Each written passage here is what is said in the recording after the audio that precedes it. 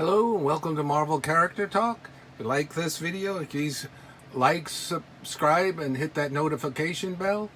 Today we're going to look through the issue a bit, and we've got two here. A classic Miller Daredevil, The Death of Elektra. Let's look closer here. These are very spec-worthy, minor keys. April 1982. So this is another 181 issue, the Daredevil. Special double-size issue, classic yellow cover. Very cool. At the end, we'll compare the covers because there's very slight variations on how it was printed. There's Bullseye, of course. One wins, one dies. Spoiler. I've got it open to the page here. That was very shocking back then to see something like that. Of course, Elektra was gone, and then she was back. Very different read to these Daredevils than what was previously done when Frank Miller took over the writing as well as the penciling. You can see lots and lots of panels where it's just letting the art tell the story. I'm just going to take a look here. Inside. These are in fairly good condition. I don't know if any of these could be a 9.8. If it is, that's worth a few $100 CGC. A 9.6, I believe, is maybe about $100 or so. And then if you send these in and pay for the pressing and everything and the insurance and stuff, you might break even on a 9.4. Otherwise, I think you lose money if you do that. Let's take a look here.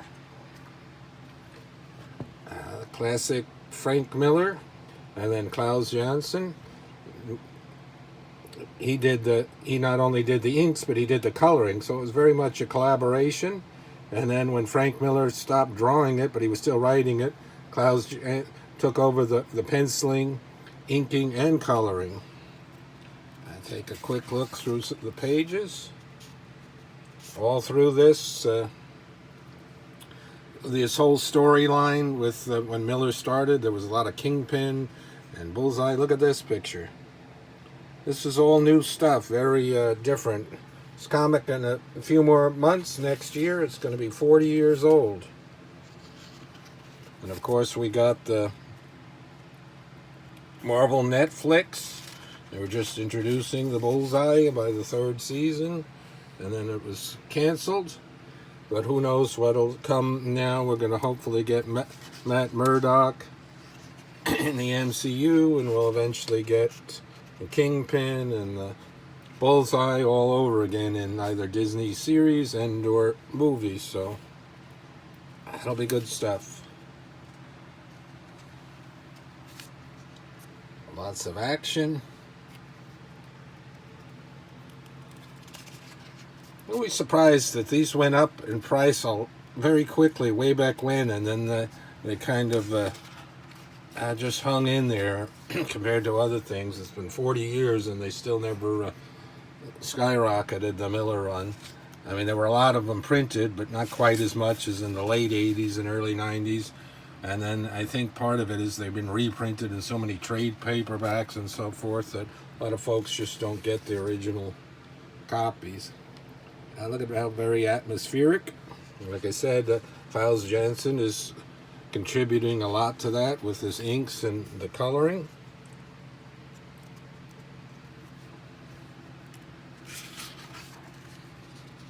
There's Matt. Is that Foggy?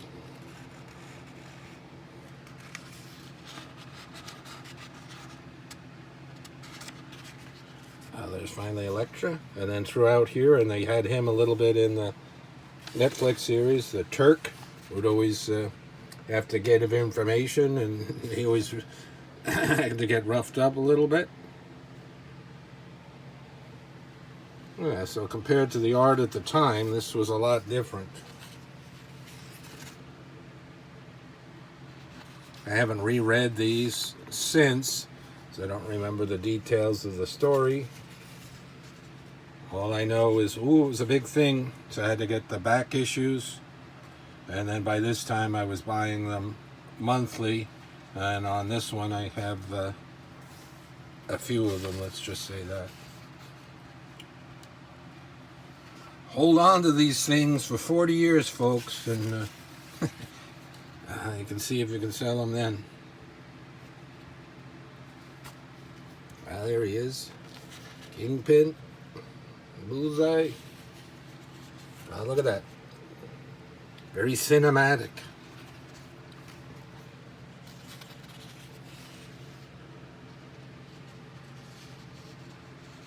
I do look-throughs comics from the Silver Age in the 70s and 80s. And I have some into the early 90s for Marvel. Basically complete runs on a lot of the titles.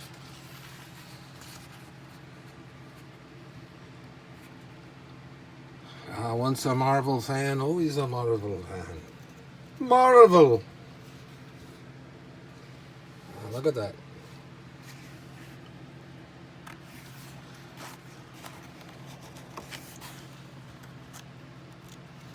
So the Miller run, you have them in high grade. The first issues through this one and a little bit after are worth CGC, if you can do that. This foreshadows the next cover was really one where he's by the grave. Purple and snow, very cool.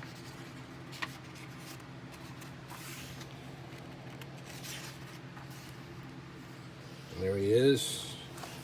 Recuperate.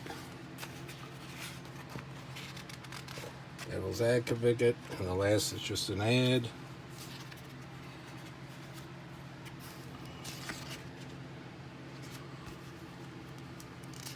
Let's take a look at that one more time.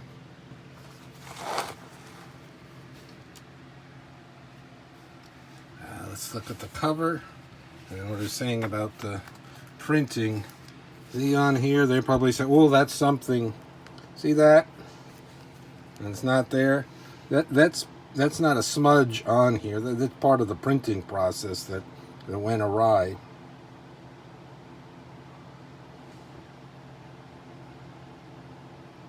And then see that by the earlobe, that's nothing. But here, some of it, it's that right there. So, who knows? And then they have a little bit of a, because this is especially a fat one, you see that little bit of quite of a spine roll or so forth. Because a lot of these weren't stored with bags and board. This one got this later. I mean, they had bags, but they didn't have boards. I didn't see boards in the early 80s. And that would have filled up the long boxes that much more. As it is, they have 24 of them. And I think they're supposed to hold about 300, bagged without that. So there's a lot to go through. Alrighty.